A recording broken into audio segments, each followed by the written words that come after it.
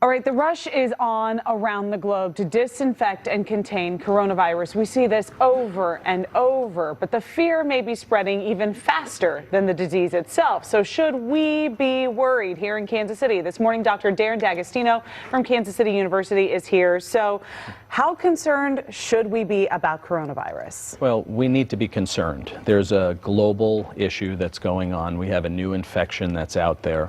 But in the United States, we really don't have a lot to worry about right at this moment. We have to stay vigilant, we have to be aware, but we don't want to panic. Right, and there is this sense of panic, but, you know, more than the coronavirus, I'm hearing about the flu. There were just 2 new cases in my daughter's daycare. That's what I'm worried about. Is that valid? It's very valid. Flu is our biggest issue right now. In the United States alone, we have almost 16,000 deaths, 280,000 infections. We've given out 175 million vaccines, and all of this put together is helping protect, but it's still not doing as great a job as we would like to see. So we have to be vigilant for flu. And it works out that being vigilant for flu is actually being vigilant for COVID-19. Sure, and because we're doing things like washing our hands, right? Washing our hands, yeah, the simplest of tasks. I recommend to everybody, whether you need it or not, wash your hands once an hour. If you don't have soap and water, you want to use a gel sanitizer that has an alcohol base in it. But most of our common cleaning and disinfecting tools are going to help us prevent both flu, but definitely COVID-19. Okay, so let's say someone was going to get on a flight, even just within the United States. Do you recommend the mask and taking those extra precautions?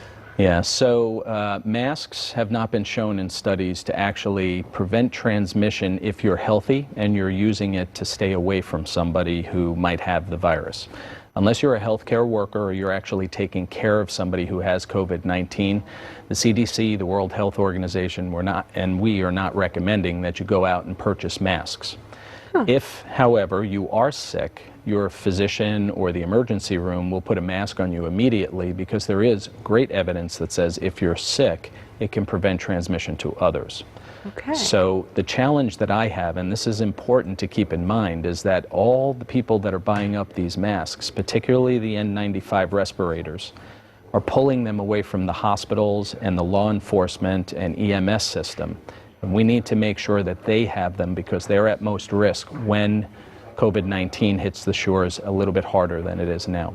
And you're saying when, you are not saying if. So this is a matter of when, not if, the U.S. sees a bigger impact from the coronavirus. I believe we're going to see more on in the United States, and the reason that is because in general, COVID-19 is a very mild disease. So people have it and can walk around with it and transmit it before they're actually sick. And because of that, it makes it easier to spread. And so I do believe we're going to see that.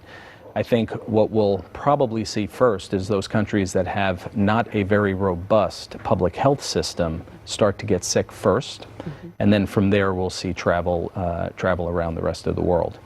Again, not a reason to panic. This is what we see with most diseases. Flu does exactly the same thing, but the biggest difference is we know so much about flu, so we're empowered with the education. We give our patients and our families and everybody the information about flu. But because we don't know much about COVID-19, there's a worry there. This is why our medical students are being educated this way. Let's not worry, let's understand what's out there. And so we're trying to give them the information as future physicians to do exactly the same thing.